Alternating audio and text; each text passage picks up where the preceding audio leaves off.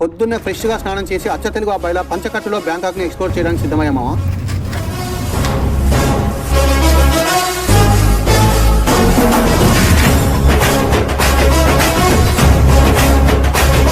ఈ డ్రెస్అప్లో బ్యాంకాక్లో తిరగడానికి నాకు ఎలాంటి సిగ్గు మొహమాటం అనిపించలేదు. ఎందుకంటే ఇది వెలకట్టలేని మన భారత తెలుగు సాంప్రదాయం.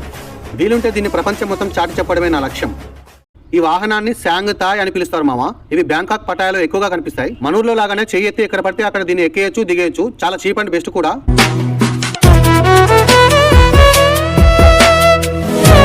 ఇదివరకు ఎంతో మంది యూట్యూబర్లు బ్యాంకాక్ ని ఎక్స్ప్లోర్ చేస్తుంటారు. కానీ మన సాంప్రదాయాన్ని విదేశాల్లో చాటి చెప్తూ ఇలా అచ్చ తెలుగు పంచకట్టులో బ్యాంకాక్ ని ఎక్స్ప్లోర్ చేసింది మొట్టమొదటిసారి మనమే మామ.